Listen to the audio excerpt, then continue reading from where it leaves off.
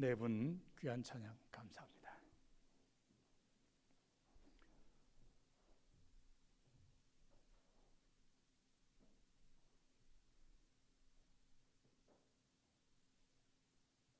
네, 오늘은 우리 감리교회가 지키는 평신도 주일입니다.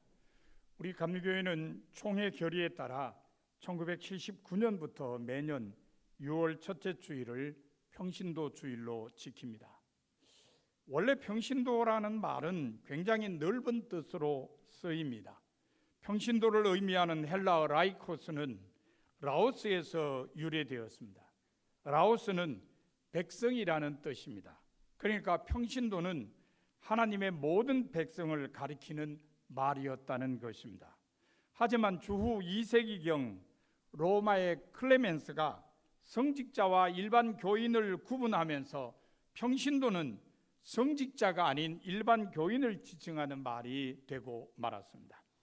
그 후 1958년에 헨드리 크레머 박사가 쓴 평신도 신학이라는 책이 다시 한번 평신도라는 말의 의미를 되찾도록 촉구했습니다.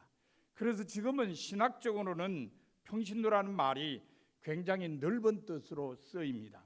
하지만 유감스럽게도 교회 안에서는 여전히 일반 교인이라는 좁은 의미로 사용되고 있습니다. 평신도 주일의 평신도 역시 성직자를 제외한 일반 교인을 지칭하는 말입니다. 우리 감리교회가 평신도 주일을 제정한 것도 일반 교인들이 스스로 정체성을 찾아서 하나님의 선교 도구로 쓰임 받을 수 있도록 하기 위함입니다. 평신도는 몇 가지 이유에서 그 중요성이 인정되고 있습니다. 먼저 평신도는 교회에 가장 비중이 큰 인적 자원이기 때문에 중요합니다. 우리나라 교회 전체 교인의 70%가 성인으로 평신도에 해당됩니다. 이 엄청난 숫자는 결코 무시될 수 없는 인원임을 생각할 때에 그 중요성을 인정하지 않을 수 없습니다. 다음으로 평신도는 하나님의 백성이면서 동시에 세속적인 일에 종사함으로 교회와 세상을 연결하는 고리라는 점에서 중요합니다. 하나님께서는 우리와 화목하기를 원하셔서 예수 그리스도를 보내신 것 같이 세상과 화목하기를 원하셔서 모든 성도를 세상으로 보내십니다. 흩어지는 교회로서 사명을 감당하기를 원하시는 것입니다. 그래서 직접 세상 속에서 그리스도의 빛을 발하며 그리스도의 뜻을 실현할 수 있는 평신도는 그 중요성을 인정받을 수밖에 없습니다. 그러므로 이토록 중요한 의미를 지닌 평신도는 자기 정체성을 확립하여 하나님의 선교 도구로 쓰임 받을 수 있도록 해야 합니다. 성직자나 평신도는 모두가 하나님의 사역에 함께 부름받은 일꾼입니다. 다만 사도 바울의 지적대로 하나의 몸에 많은 지체가 있듯이 각자의 역할이 다를 뿐입니다. 여러 지체가 각자의 역할을 갖는 것은 하나의 몸을 온전하게 해주는데 꼭 필요합니다. 그러므로 어떤 지체가 다른 지체대로 너는 필요 없다고 하거나 무시해서는 온전한 몸을 이룰 수가 없습니다. 또 여러 지체가 연합하여 어떤 지체를 무시하거나 소외시켜도 그 몸은 온전해질 수가 없습니다. 여러 직책과 역할이 있으면 교회를 온전하게 세우기 위한 하늘의 지혜입니다. 모든 지체는 그리스도 안에서 필요하고 귀한 것이기 때문에 허락되었습니다. 그러므로 모든 평신도는 각자가 속한 자리에서 하나님으로부터 위임된 일을 하되 다른 지체와 협력하여서 해야 할 것입니다. 이런 정신을 살려서 우리 감리교회 사회평신도국에서는 매년 평신도 주일의 주제를 정하고 실천 방안을 홍보합니다. 올해 주제는 정결한 마음, 정직한 영성 회복입니다. 올해 평신도 주일 자료집에 사회평신도국 위원장이며 충북위원회 감독이신 조기영 감독님의 설교가 실려 있습니다. 감독님은 설교 서두에 이런 이야기를 소개했습니다. 미국의 16대 대통령인 에이브라함 링컨이 취임 후에 내각을 구성할 때였습니다. 비서관으로부터 어떤 사람을 추천받았는데 링컨 대통령은 그 이름을 듣고 단번에 거절했습니다. 그의 얼굴이 마음에 들지 않는다는 이유에서였습니다. 비서관은 링컨 대통령에게 얼굴은 부모가 만들어준 것인데 어째서 그에게 책임을 묻습니까? 라고 질문했습니다. 그러자 링컨 대통령은 이렇게 대답했습니다. 어렸을 때야 부모로부터 물려받은 것이 맞지만 자라면서는 삶을 통하여 자기의 얼굴을 만들어가는 것입니다. 따라서 나이 40이 넘으면 모든 사람은 자신의 얼굴에 책임을 져야 합니다. 링컨의 말대로 대체로 40대가 되면 그 사람의 얼굴만 보아도 어떠한 삶을 살아왔는지 짐작할 수 있습니다. 얼굴이 잘나고 못나고의 문제가 아닙니다. 단지 그 얼굴에서 느껴지는 삶에 대한 참된 자세를 말하는 것입니다. 그런데 조기영 감독님은 왜 40대 얼굴 이야기를 꺼냈을까요? 그것은 우리 감리교회가 평신도주의를 지킨 지 40년이 넘었기 때문입니다. 정확하게 올해가 제42회 평신도주일인 것입니다. 그렇다면 사람의 나이로 칠 때 작년에 이른 제42회 평신도주의를 맞이하는 우리의 모습은 어떠한지, 우리의 얼굴에 대해 일말의 부끄러움이 없이 책임을 질 수 있는지를 조기영 감독님은 묻고자 한 것입니다. 안타깝게도 그렇지 못한 것이 우리의 현실이라고 조기영 감독님은 지적했습니다. 그래서 2020년 평신도주일의 주제를 정결한 마음, 정직한 영성회복으로 정하고 앞으로 감리교회 구성원들이 나아갈 바를 올곧게 제시한 것은 참으로 시적절하다고 판단했습니다. 하나님을 믿고 예수 그리스도의 삶을 따라서 살기 원하는 사람이라면 누구라도 정결한 마음과 정직한 영을 갖기 원하기 때문이라는 것입니다. 그래서 오늘 설교는 조기영 감독님의 설교 원고를 중심으로 이어가려고 합니다. 오늘 본문인 시편 51편은 다윗이 밧세바와 동침한 후 선지자 나단이 찾아온 때에 영장으로 노래한 시입니다. 한신대학교에서 구약을 가르친 김희곤 박사가 쓴 시편 주석에 보면 이 시는 초기 교회가 사용해온 7개의 참회시 가운데 가장 잘 알려진 참회시라고 설명했습니다. 일반적으로 우리가 알고 있는 다윗은 어려서부터 하나님만을 바라는 순전한 믿음으로 살아온 사람이며 하나님의 이름으로 이스라엘의 큰 적인 블레셋의 장수 골리앗을 무너뜨린 용감한 영웅입니다. 그러나 사무엘 상하를 통해 볼 수 있는 다윗의 모습은 꼭 그렇지만은 않습니다. 우리네와 별반 다름없는, 아니 때로는 우리보다 더 부족한 모습이 나타납니다. 그 가운데 하나가 바로 왕이 되면서 얻은 권력을 남용하여 우리아의 아내 밧세바를 빼앗는 흉악한 죄를 저지른 것입니다. 이에 하나님께서는 나단 선지자를 보내셔서 비유를 통해 다윗의 악행을 드러냅니다. 자신의 죄악을 고발당한 다윗 왕은 즉시로 하나님 앞에 죄를 범했음을 시인합니다. 비록 다윗 왕이 죄를 범하긴 했지만 자신의 왕권을 가지고 이를 방어하려 하지 않고 순순히 자신의 죄악을 시인한 것은 참으로 놀랍고 대단한 일입니다. 진정 다윗 왕의 훌륭함은 이처럼 자신의 죄악을 속히 돌이킴, 즉 참된 회개를 하는 데 있다고 할 수 있습니다. 사람들은 죄를 범한 후에 구차한 변명을 늘어놓거나 자신의 지위와 권세 그리고 경제력 등 여러 수단을 동원하여 이를 덮으려는 경향이 있습니다. 그러나 다윗 왕은 그렇게 하지 않았습니다. 자신의 죄를 철저히 뉘우치며 시편 51편의 애가를 불렀습니다. 한국신학대학교에서 구약을 가르치신 김정준 박사님은 시편 명상이라는 책에서 말하기를 인간이 하나님께 구할 수 있는 가장 큰 은혜는 죄사함을 받는 것이다라고 했습니다.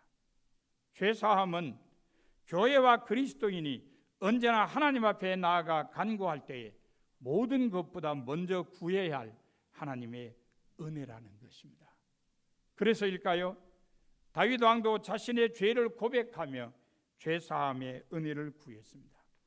1절에 보면 하나님이여 주의 인자를 따라 내게 은혜를 베푸시며 주의 많은 긍휼을 따라 내 죄악을 지워주소서라고 했습니다.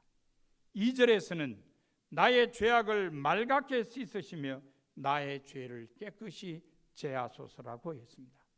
7절에서는 우슬초로 나를 정결하게 하소서 내가 정하리이다 나의 죄를 씻어주소서 내가 눈보다 희리이다라고 했습니다.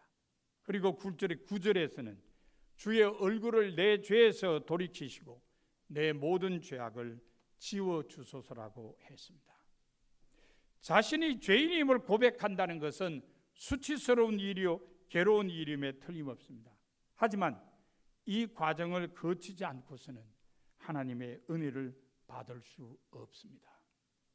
다윗 왕도 이 사실을 잘 알기에 자신이 죄인임을 고백하며 죄 용서를 구한 것입니다. 일반적으로 인간은 죄 고백을 통해서 용서뿐만 아니라 새롭게 되기를 구합니다. 자기가 저지른 죄로 인해 더러워진 마음을 정하게 만들어야 하기 때문입니다. 그러나 내가 내 마음을 정하게 할 수는 없습니다. 사람의 마음을 정결하게 하는 것은 하나님만이 하실 수 있습니다.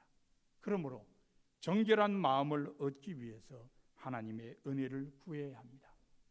그래서 다윗 왕도 참여하는 마음으로 통한의 노래를 부른 후에 하나님이여 내 속에 정한 마음을 창조하시고 내 안에 정직한 영을 새롭게 하소서라고 하나님께 간청합니다. 많은 경우 도움을 구하는 기도들은 내가 주를 찬양하도록 나의 상황을 바꾸어 주소서라고 간청합니다. 그러나 다윗 왕은 그렇게 하지 않았습니다. 나를 바꾸어 주소서. 문제는 바로 나입니다라고 간청했습니다. 현대 성서 주석 시리즈의 시편을 쓴 제임스 메이스 박사는 정한 마음과 정직한 영에 대해 이렇게 설명했습니다. 정한 마음은 마음과 뜻이 하나님께 열린 하나님께로 향한 것이다. 정직한 영은 마음과 뜻이 하나님을 향하여 굳게 정해진 상태, 즉 주를 찬양할 준비가 되어 하나님의 언약에 신실하고 주를 신뢰하는 것을 말한다. 메이스 박사의 설명에 의하면 정한 마음과 정직한 영은 마음과 뜻이 하나님께로 향한 고정된 상태입니다. 하나님께서 기뻐하실 만한 일입니다. 그래서 하나님께서는 다윗을 용서하시고 그가 원하는 대로 정결한 마음과 정직한 영의 회복을 허락하셨습니다.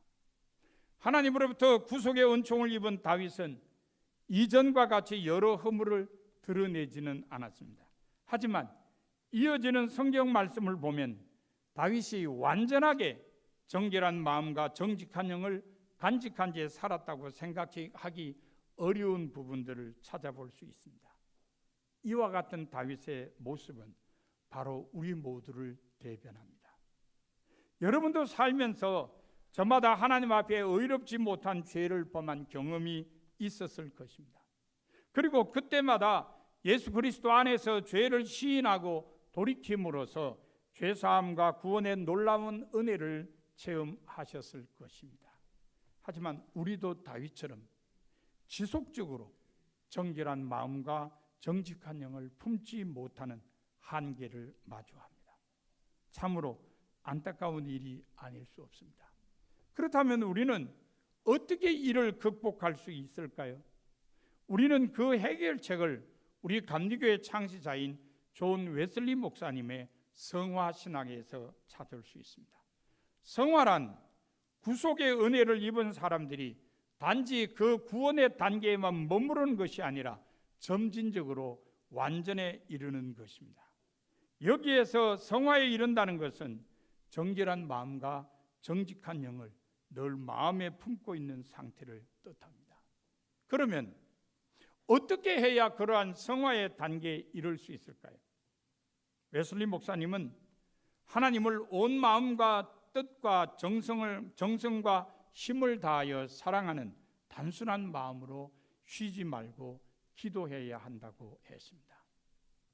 요약하면 단순한 마음으로 드리는 기도를 강조한 것입니다. 교회 개혁자인 동시에 깊은 영성의 소유자였던 웨슬리 목사님다운 가르침입니다.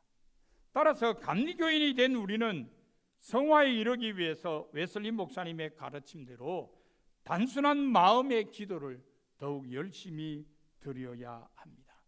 그래야만 우리 죄를 사하시고 구원을 베푸신 하나님께 감사하는 생활 가운데 쉽게 실족하지 않는 영성의 삶을 살 수 있습니다. 이러한 삶을 지속적으로 영위하는 것이 정결한 마음과 정직한 영성 회복의 비결입니다.